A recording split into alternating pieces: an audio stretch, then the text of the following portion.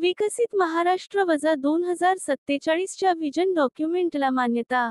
विकसित महाराष्ट्र वजा 2047च्या अंमलबजावणीसाठी मुख्यमंत्र्यांच्या नेतृत्वाखाली विकसित महाराष्ट्र व्हिजन मॅनेजमेंट युनिट (व्हीएमयू) गठीत करणार.